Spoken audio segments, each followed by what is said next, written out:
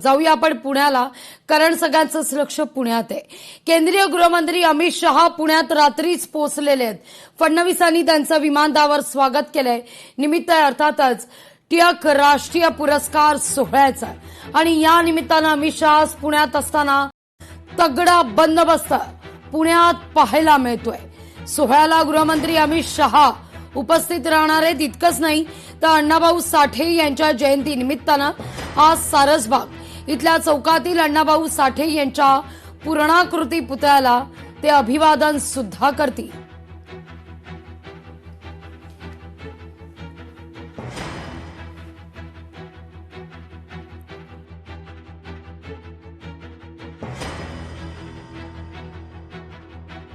Amit शहांच्या स्वागताचे banner काढलेले आहेत। भारताच्या चाणक्याचं स्वागत असा या बॅनरवर मजकूर होता। केंद्रीय राज्यमंत्री मुरलीधर मोहोळ यांनी हा बॅनर लावलेला होता। बॅनरवर टीका होत असल्यानं बॅनर काढून टाकण्यात आलेला आहे। पुण्यातल्या खंडूजी बाबा चौकात हा बॅनर लावण्यात आलेला होता।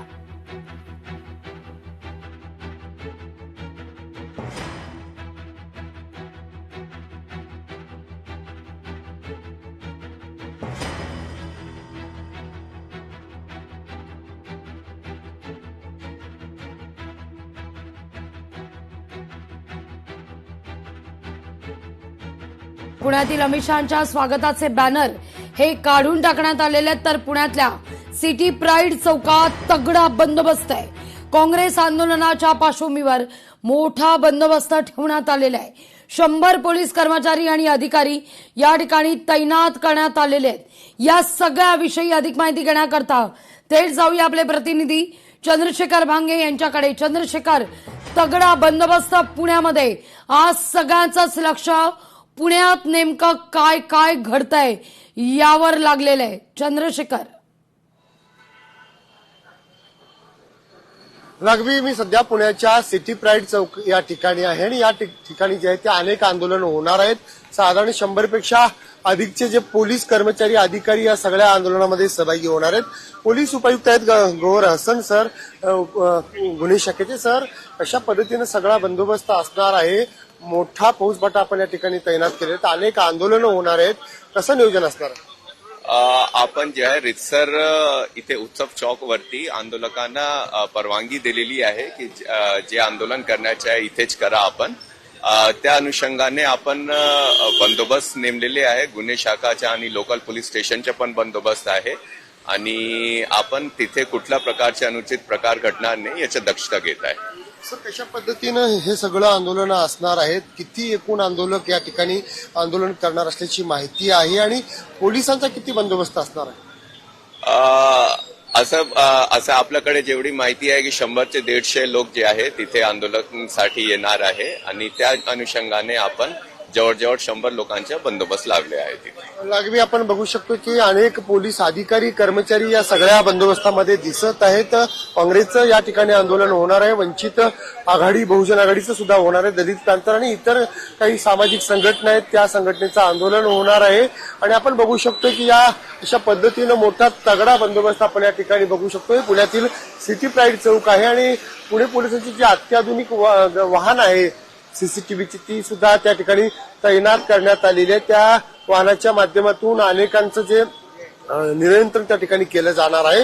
पोलीस आपण बघू शकतोय सध्या पुण्यामध्ये मुसळधार पावसाला पुन्हा एकदा सुरुवात झालेली आहे आणि पोलीस अधिकारी कर्मचारी या ठिकाणी साध्या वेशातील पोलीस अधिकारी कर्मचारी आपल्याला दिसत आहेत आणि प्रशांत जगताप सुद्धा त्यांच्या कार्यकर्त्यासह या ठिकाणी आल्याचं दिसत आहे। एकंदरीत मोठा बंदोबस्त पोलिसांनी जरी ठेवला असला तरी या ठिकाणचं वातावरण आपल्याला तणावाचं दिसत आहे। अमित शहा यांचा जे कार्यक्रम आहे ते पुण्यातील याच महर्षीनगर मधल्या कटारिया हायस्कूल या ठिकाणी आहे आणि या सगळ्याच्या पार्श्वभूमीवर आपण इथं बघू शकतो। पुन्हा एकदा आपण प्रशांत जगताप यांच्याशी संपर्क साधण्याचा प्रयत्न करूयात। दादा, काय सांगाल? पोलिसांनी इतका मोठा बंदोबस्त ठेवलेला आहे, कशा पद्धतीने आपण पाहतोय? सगळीकडे रस्ते अडवले गेलेले आहेत। त्याचबरोबर मागच्या म्हणजे काल रात्रीपासून, काल सायंकाळी 7 वाजल्यापासून आज पहाटेपर्यंत आमच्या शेकडो कार्यकर्त्यांची धरपकड करून वेगवेगळ्या पोलीस स्टेशनवर ठेवण्यात आलेले, त्यांचे मोबाईल स्विच ऑफ करून ठेवण्यात आलेले। त्यांच्या घरच्यांना सांगण्यात आले की जोपर्यंत अमित शहा या शहरातून जात नाहीत तोपर्यंत त्यांना सोडण्यात येणार नाही। मला असं वाटतं की हे एकूणच नाही का ही लोकशाहीची थट्टा आहे आणि पुणे शहर पोलीस मुख्यमंत्री देवेंद्र फडणवीसांना आणि देशाचे गृहमंत्री अमित शहाना खुश करण्याच्या नादामध्ये लोकशाहीचा गळा घोटतात ही वस्तुस्थिती आता पुणेकर पाहतात. एकीकडे रस्ते अडवले जातात आणि दुसरीकडे कार्यकर्त्यांना आंदोलनापाशी येताच येणार नाही अशा प्रकारच्या काही गोष्टी केल्या जातात.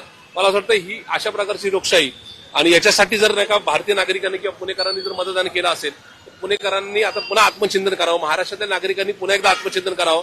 अशा प्रकारची परिस्थिती नक्की उद्भवलेली आहे.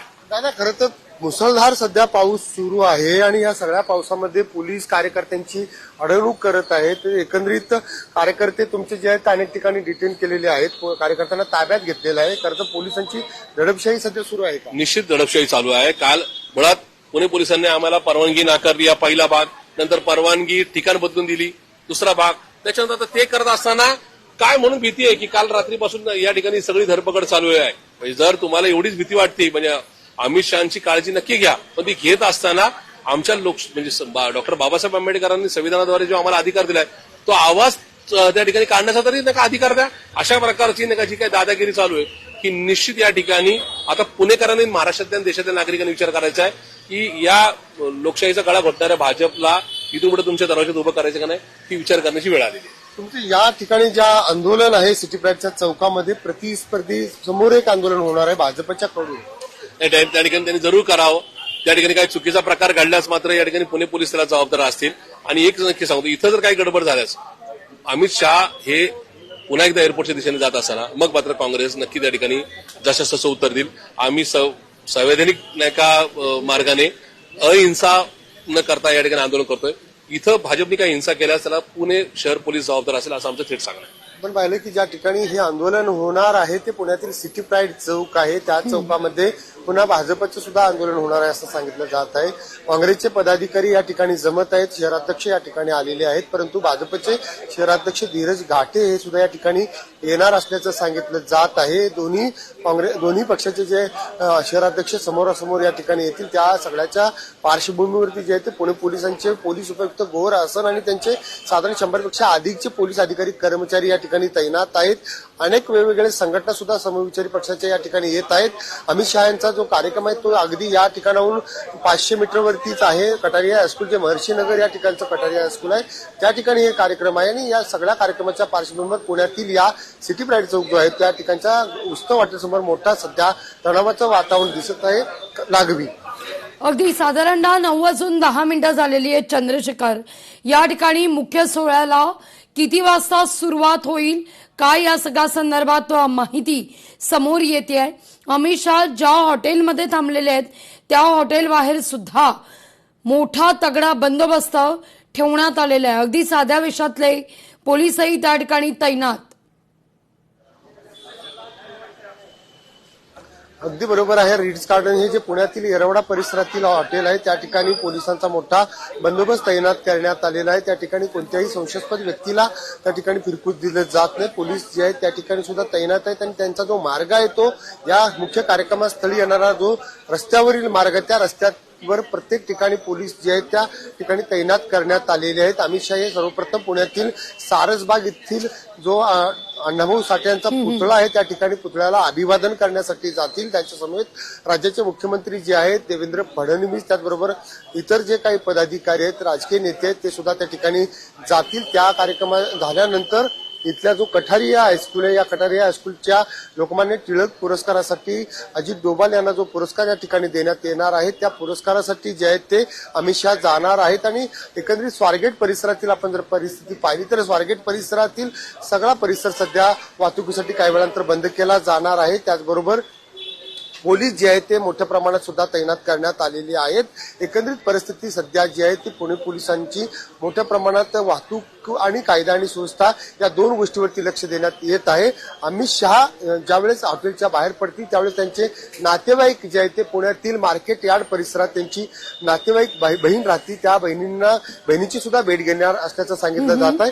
एकंदरीत अमित शहाचा जो दौरा आहे तो साधारण 10 वाजता तिथून त्यांची मुवमेंट सुरू होईल आणि त्यांच्या मुवमेंटच्या नंतर अमित शहा कोणकोणत्या ठिकाणी जातील त्या ठिकाणी आंदोलक जातात का हे सुद्धा पाहणं महत्वाचं असणार आहे. लागवी अगदी चंद्रशेखर, तुर्तास धन्यवाद तुम्ही दिलेल्या एकूणच या सविस्तर माहिती करता. लोकशाही मराठी ऐका, पहा, जागरूक रहा.